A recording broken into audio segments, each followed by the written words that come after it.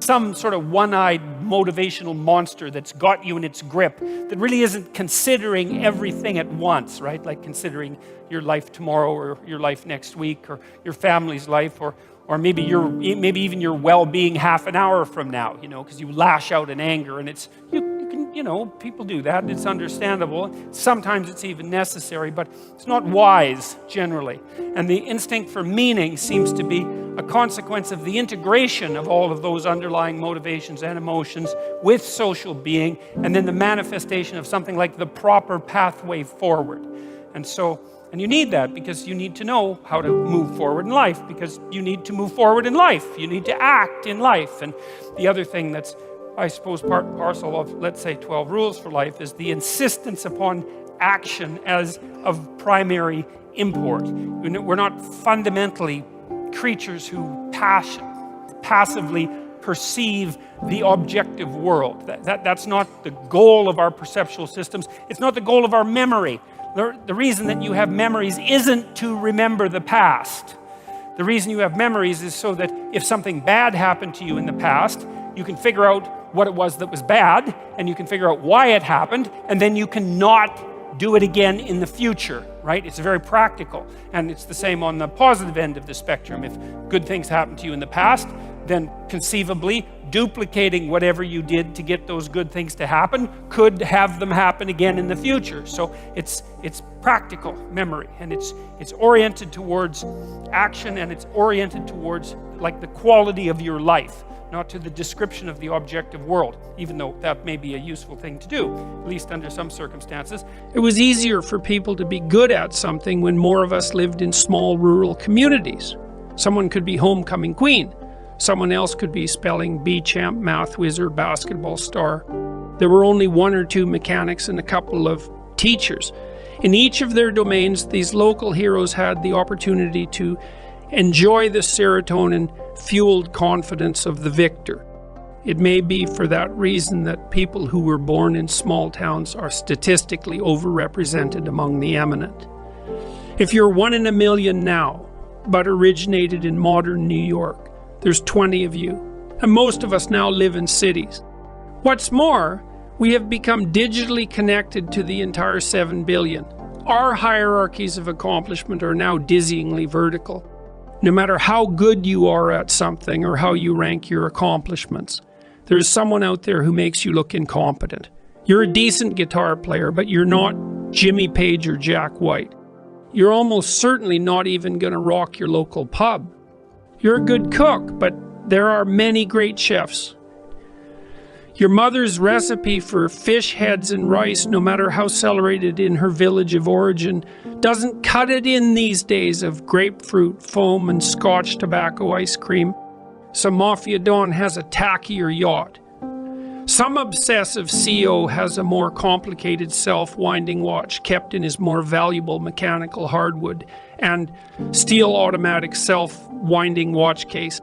Even the most stunning Hollywood actress eventually transforms into the evil queen on eternal paranoid watch for the new Snow White. And your career is boring and pointless. Your housekeeping skills are second-rate. Your taste is appalling. You're fatter than your friends, and everyone dreads your parties. Who cares if you're Prime Minister of Canada when someone else is the President of the United States? Inside us dwells a critical internal voice and spirit that knows all this. It's predisposed to make its noisy case. It condemns our mediocre efforts. It can be very difficult to quell. Worse, critics of its sort are necessary.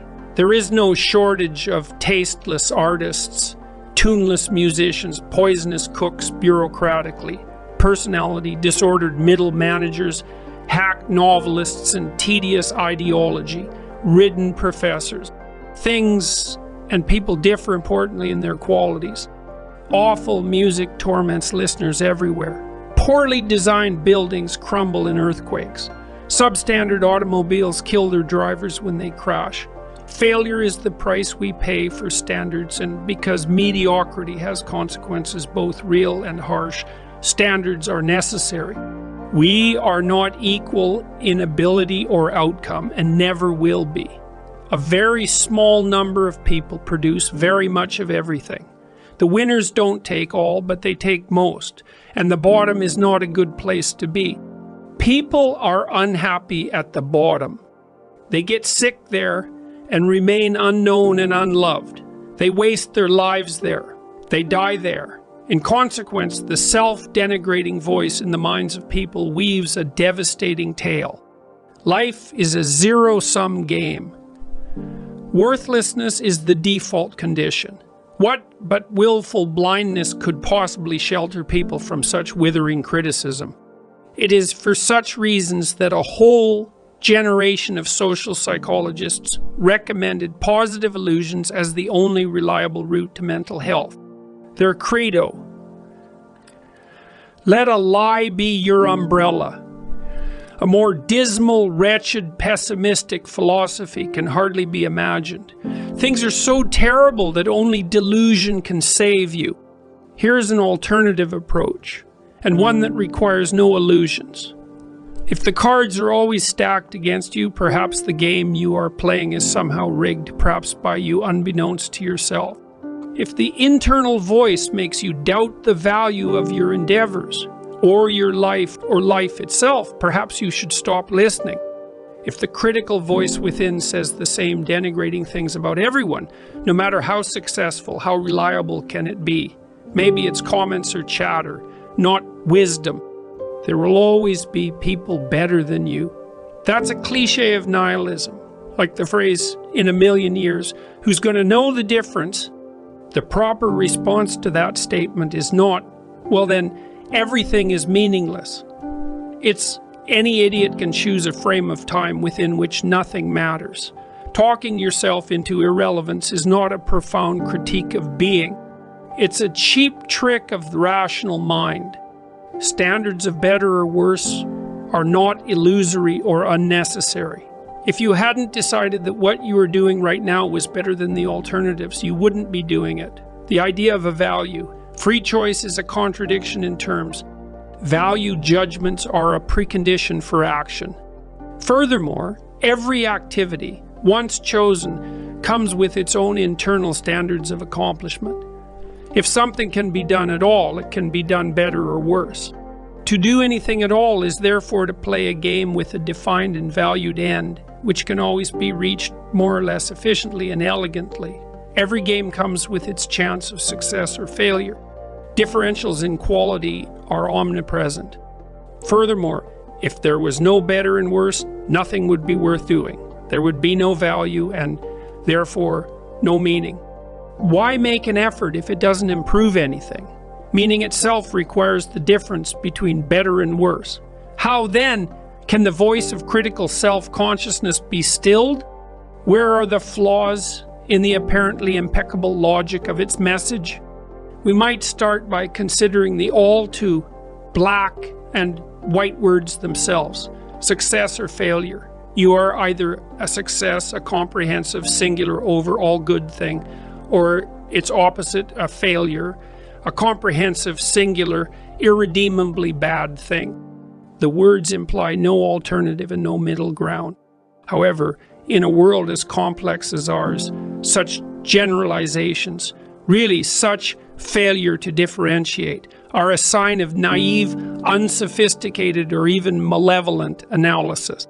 There are vital degrees and gradations of value obliterated by this binary system, and the consequences are not good. To begin with, there is not just one game at which to succeed or fail.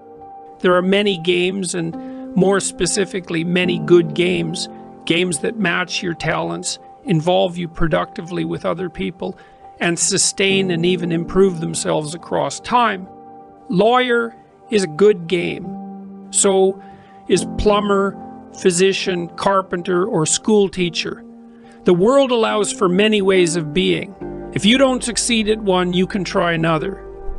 You can pick something better matched to your unique mix of strengths, weaknesses, and situation. Furthermore, if changing games does not work, you can invent a new one. I recently watched a talent show featuring a mime who taped his mouth shut and did something ridiculous with oven mitts. That was unexpected. That was original. It seemed to be working for him. It's also unlikely that you're playing only one game. You have a career and friends and family members and personal projects and artistic endeavors and athletic pursuits. You might consider judging your success across all the games you play. Imagine that you are very good at some, middling at others, and terrible at the remainder. Perhaps that's how it should be. You might object, I should be winning at everything. But winning at everything might only mean that you're not doing anything new or difficult. You might be winning, but you're not growing, and growing might be the most important form of winning. Should victory in the present always take precedence over trajectory across time? Finally, you might come to realize that the specifics of the many games you are playing are so unique to you, so individual, that comparison to others is simply inappropriate. Perhaps you are overvaluing what you don't have and undervaluing what you do. There's some real utility in gratitude. It's also good protection against the dangers of victimhood and resentment. Your colleague outperforms you at work. His wife, however, is having an affair while your marriage is stable and happy. Who has it better? The celebrity you admire is a chronic drunk driver and bigot. Is his life truly preferable to yours? When the internal critic puts you down using such comparisons, here's how it operates. First, it selects a single, arbitrary domain of comparison, fame maybe, or power. Then it acts as if that domain is the only one that is relevant. Then it contrasts you unfavorably with someone truly stellar within that domain. It can take that final step even further, using the unbridgeable gap between you and its target of comparison as evidence for the fundamental injustice of life. That way, your motivation to do anything at all can be most effectively undermined. Those who accept such an approach to self-evaluation certainly can't be accused of making things too easy for themselves. But it's just as big a problem to make things too difficult. When we are very young, we are neither individual nor informed. We have not had the time nor gained the wisdom to develop our own standards. In consequence, we must compare ourselves to others because standards are necessary. Without them, there is nowhere to go and nothing to do. As we mature, we become, by contrast, increasingly individual and unique. The conditions of our lives become more and more personal and less comparable with those of others. Symbolically speaking, this means we must leave the house ruled by our Father and confront the chaos of our individual being. We must take note of our disarray without completely abandoning that Father in the process. We must then rediscover the values of our culture, veiled from us by our ignorance, hidden in the dusty treasure, trove of the past, rescue them, and integrate them into our own lives. This is what gives existence its full and necessary meaning. Who are you? You think you know, but maybe you don't. You are, for example, neither your own master nor your own slave. You cannot easily tell yourself what to do and compel your own obedience, any more than you can easily tell your husband, wife, son, or daughter what to do and compel theirs. You are interested in some things and not in others. You can shape that interest, but there are limits. Some activities will always engage you, and others simply will not. You have a nature. You can play the tyrant to it, but you will certainly rebel. How hard can you force yourself to work and sustain your desire to work? How much can you sacrifice to your partner before generosity turns to resentment? What is it that you actually love? What is it that you genuinely want? Before you can articulate your own standards of value, you must see yourself as a stranger. And then you must get to know yourself. What do you find valuable or pleasurable? How much leisure, enjoyment, and reward do you require so that you feel like more than a beast of burden? How must you treat yourself so you won't kick over the traces and smash up your corral? You could force yourself through your daily grind and kick your dog in frustration when you come home. You could watch the precious days tick by. Or you could learn how to entice yourself into sustainable, productive activity. Do you ask yourself what you want? Do you negotiate fairly with yourself? Or are you a tyrant with yourself as slave? When do you dislike your parents, your spouse, or your children, and why? What might be done about that? What do you need and want from your friends and your business partners? This is not a mere matter of what you should want. I'm not talking about what other people require from you or your duties to them. I'm talking about determining the nature of your moral obligation to yourself. Should might enter into it because you are nested within a network of social obligations. Should is your responsibility, and you should live up to it. But this does not mean you must take the role of lapdog, obedient and harmless. That's how a dictator wants his slaves. Dare, instead, to be dangerous. Dare to be truthful. Dare to articulate yourself and express, or at least become aware of, what would really justify your life. If you allowed your dark and unspoken desires for your partner, for example, to manifest themselves, if you were even willing to consider them, you might discover that they were not so dark, given the light of day. You might discover, instead, that you were just afraid and so pretending to be moral. You might find that getting what you actually desire would stop you from being tempted and straying. Are you so sure that your partner would be unhappy if more of you rose to the surface? The femme fatale and the anti-hero are sexually attractive for a reason. How do you need to be spoken to? What do you need to take from people? What are you putting up with or pretending to like from duty or obligation? Consult your resentment. It's a revelatory emotion for all its pathology. It's part of an evil triad: arrogance, deceit, and resentment.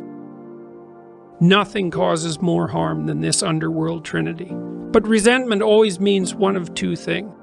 Either the resentful person is immature, in which case he or she should shut up, quit whining and get on with it, or there is tyranny afoot, in which case the person subjugated has a moral obligation to speak up. Why? Because the consequence of remaining silent is worse. Of course, it's easier in the moment to stay silent and avoid conflict, but in the long term, that's deadly. When you have something to say, silence is a lie, and tyranny feeds on lies. When should you push back against oppression, despite the danger? When you start nursing secret fantasies of revenge, when your life is being poisoned and your imagination